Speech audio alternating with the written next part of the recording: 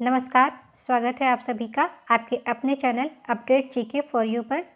आज हम पढ़ने जा रहे हैं हिंदी भाषा के कुछ बेहद ही महत्वपूर्ण तथ्य हैं जो हर बार क्वेश्चन 1 से 2 क्वेश्चन हर एक एग्ज़ाम में आते हैं। चलिए शुरू करते हैं।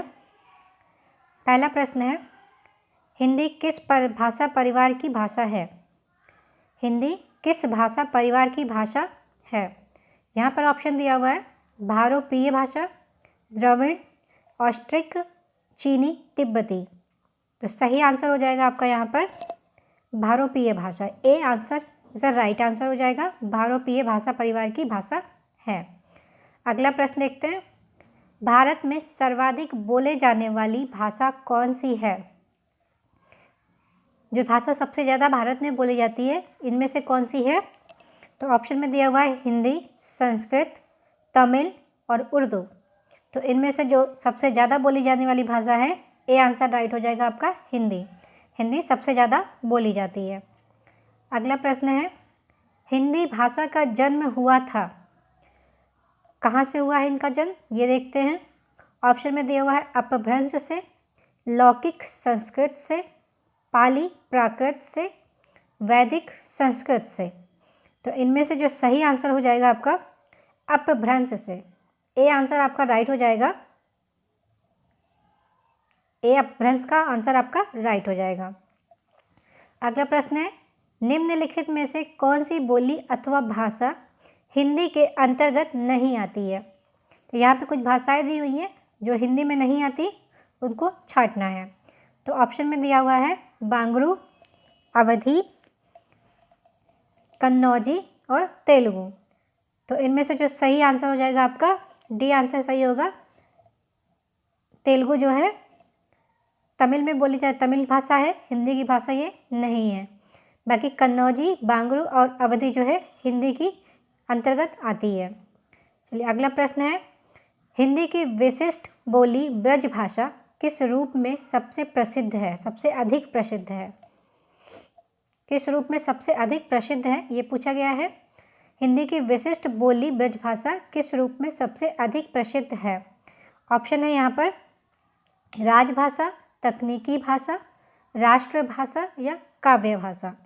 तो यहाँ पर जो सबसे सही आंसर हो जाएगा आपका डी आंसर सही होगा, काव्य भाषा। ये हिंदी जो है विशिष्ट रूप से जो ब्रज भाषा है वो काव्य में ज़्यादातर यूज़ की गई है।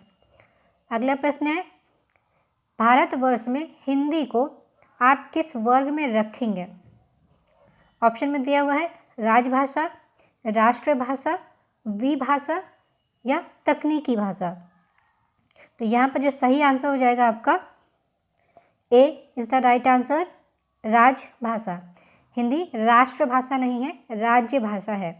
यूपी की राज्य भाषा है, इसे राजभाषा के अंतर्गत रखा गया है।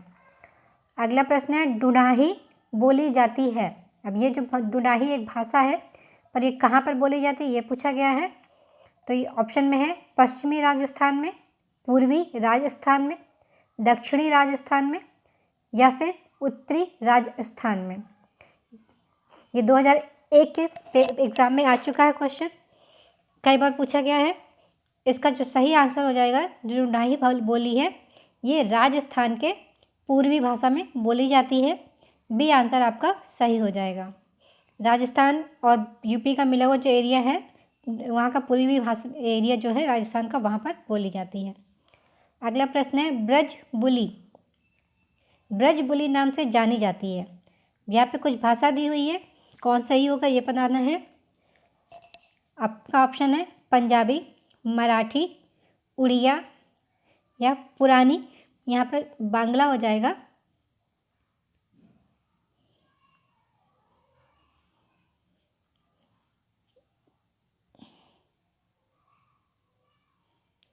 यहाँ पर पुरानी बांग्ला हो जाएगा, ये ऑप्शन में है। तो उनका ये आंसर जो डी आंसर ये राइट हो जाएगा। पुरानी बांग्ला जो है ब्रज बुली नाम से भी जानी जाती है।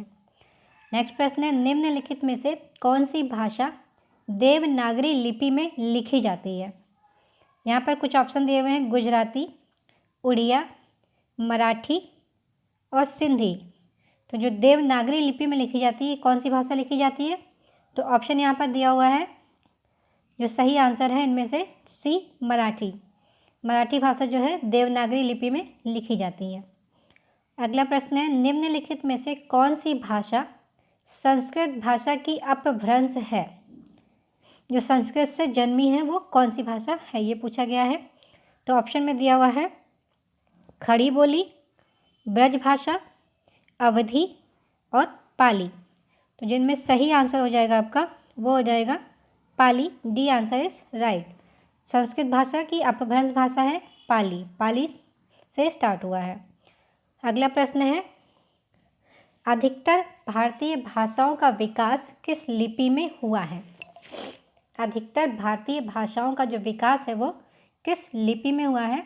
यहाँ पर ऑप्शन दिया हुआ है शारदा लिपि, खरोष्ठी लिपि, प्रतिलिपि या ब्राह्मी लिपि।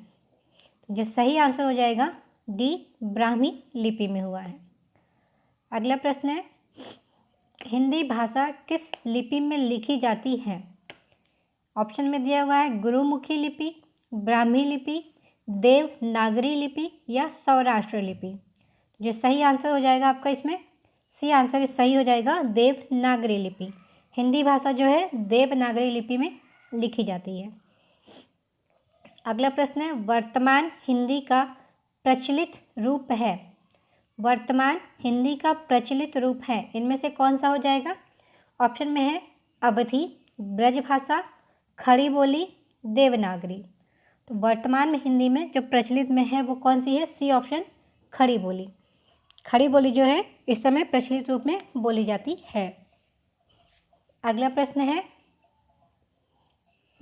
हिंदी भाषा की बोलियों के वर्गीकरण के आधार पर छत्तीसगढ़ी बोली जाती है। अब यहाँ पे हिंदी भाषा को कई सारे वर्गीकरण किया गया है, बांटा गया है। जैसे पूर्वी हिंदी है, पश्चिमी हिंदी है, पहाड़ी हिंदी है या राजस्थानी हिंदी है। तो यहाँ पे जो छत्तीसगढ़ी बोली है वो कहाँ पे बोली जाती है ये पूछा गया है। तो जो सही आंसर हो जाएगा आपका यहाँ पे पूर्वी हिंदी। ए आंसर सही हो जाएगा, पूर्वी हिंदी। अगला प्रश्न है, निम्नलिखित में से कौन सी पश्चिमी हिंदी की बोली नहीं है? यहाँ पर पूछा गया पश्चिमी हिंदी की बोली कौन सी नहीं है, ये ध्यान रखिएगा। ऐसा क्वेश्चन है तो अक्सर नहीं पर ज़्यादातर ध्यान रखिएगा कि नहीं पूछा या पूछा, हाँ में पूछा या नहीं में पूछा है। तो यहाँ पर ऑप्शन नहीं में पूछा गया है।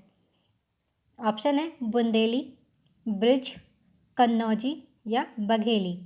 तो जो सही आंसर हो जाएगा ये डी आंसर, बघेली आपका करेक्ट आंसर हो जाएगा इसमें।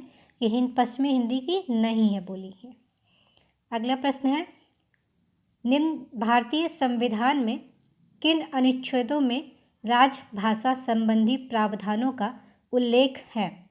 यहाँ पर ऑप्शन में कुछ आर्टिकल्स दिए हुए हैं जिनमें से पहचानना है आपको कि राजभाषा संबंधी प्रावधानों का उल्लेख कौन से अनुच्छेद में दिया गया है। तो ऑप्शन में है 343 से 351, 334 से 315 तक, 434 से 415 तक, 443 से 435 तक या 334 से 153 तक। तो इसमें सही आंसर हो जाएगा आपका ए, 343 से 351 तक का उल्लेख में के अनुच्छेद में जो है राजभाषा संबंधी प्रावधानों का उल्लेख है। अगला प्रश्न है, दक्षिणी भारत हिंदी प्रचार सभा का मुख्यालय कहाँ पर स्थित है? दक्षिणी भारत हिंदी प्रचार सभा का मुख्यालय कहाँ पर है ये पूछा गया है। तो जो आपका ऑप्शन है इनमें से है हैदराबाद, बेंगलुरु, चेन्नई, मैसूर। हैदराबाद, बेंगलुरु, चेन्नई और मैसूर। तो इनमें से जो सही आंसर हो जाएगा सी आंसर आपका सही होगा, चेन्नई में। दक्षिणी भारत हिंदी प्रचार सभा का मुख्यालय चेन्नई में है। अगला प्रश्न है, हिंदी भाषा के विकास का सही अनुक्रम कौन सा है? यहाँ पर हिंदी किन किन स्थिति से गुजर कर हिंदी आई है ये पूछा गया है।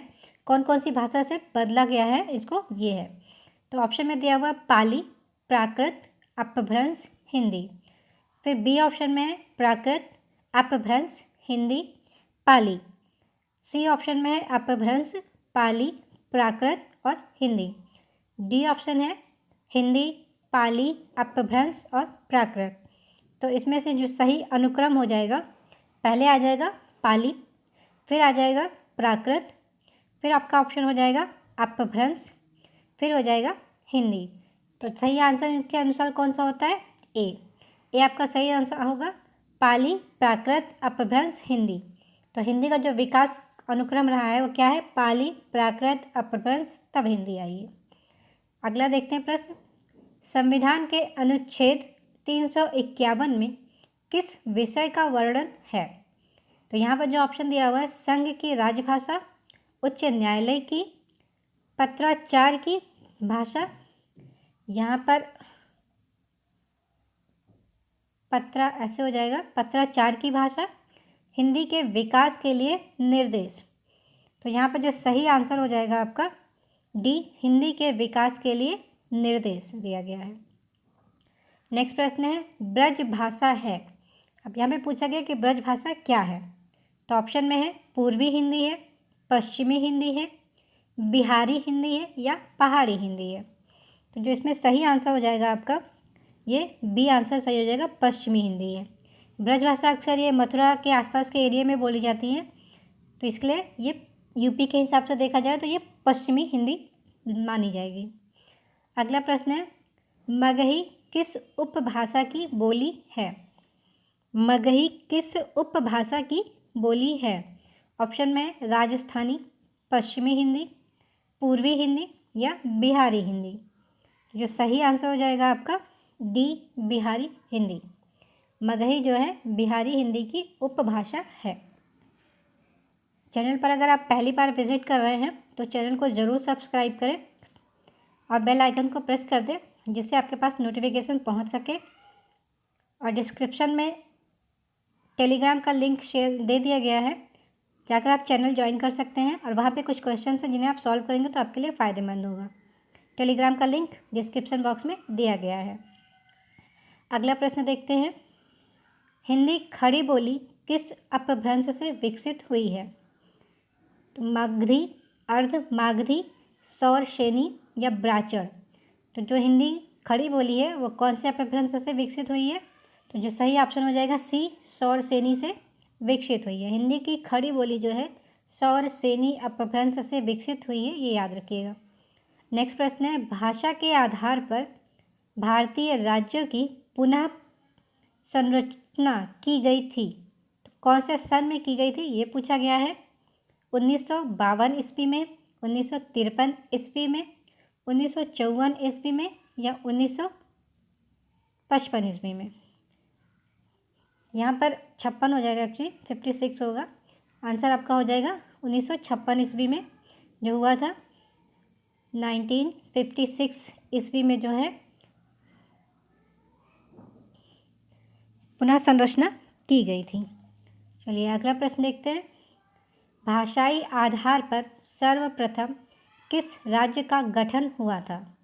यानी कि भाषा के आधार पर कौन से राज्य का गठन हुआ था? तो यहाँ पर जो ऑप्शन दिया हुआ है पंजाब, जम्मू एंड कश्मीर, राजस्थान या आंध्र प्रदेश। तो जिस राज्य का गठन भाषा के आधार पर हुआ था वो राज्य है आंध्र प्रदेश। डी आंसर आपका राइट हो जाएगा। अगला है, बघेली बोली का संबंध किस उपभाषा से है? बघेली बोली का संबंध किस उपभाषा से है? ऑप्शन में दिया हुआ राजस्थान, पूर्वी हिंदी, बिहारी या पश्चिमी हिंदी। तो इसमें जो सही आंसर हो जाएगा बघेली पूर्वी हिंदी से की उपभाषा है। अगला प्रश्न देखते हैं, किस तिथि को हिंदी को राजभाषा बनाने का निर्णय लिया गया था?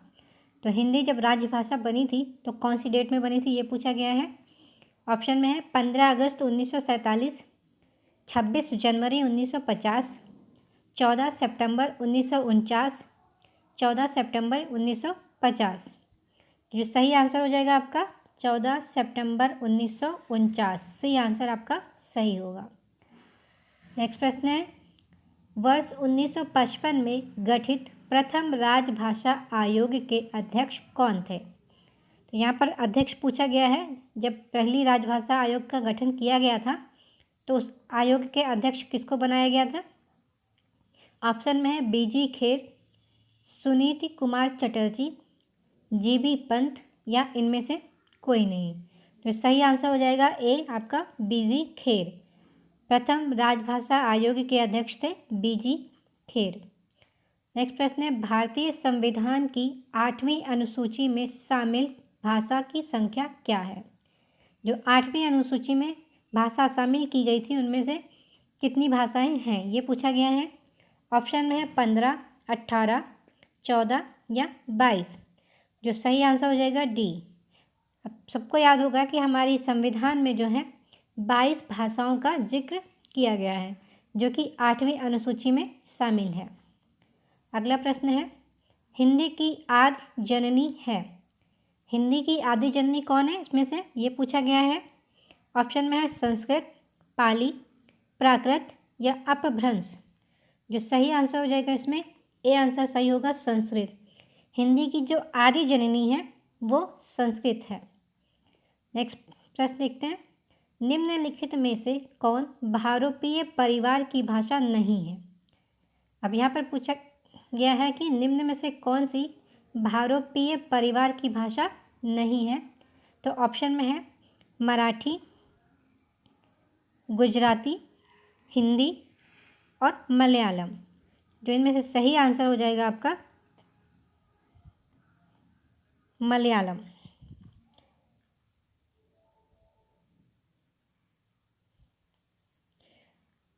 जो है बहुरूपीय परिवार की जो भाषा नहीं है वो है मलयालम। बाकी हिंदी, मराठी, गुजराती दोनों के आसपास लगते हैं, तो यहाँ से भी आप याद रख सकते हैं कि गुजरात और महाराष्ट्र और यूपी आस पास में लगभग मिलते जुलते हैं। मलयालम जो है एकदम डाउन में, मैप में देखा जाए तो भारत के नक्शे में सबसे नीचे है, तो यहाँ से भी आप देख के अलग कर सकते हैं। चलिए, क्लास कैसी लगी कमेंट करके ज़रूर बताइएगा। वीडियो देखने के लिए धन्यवाद।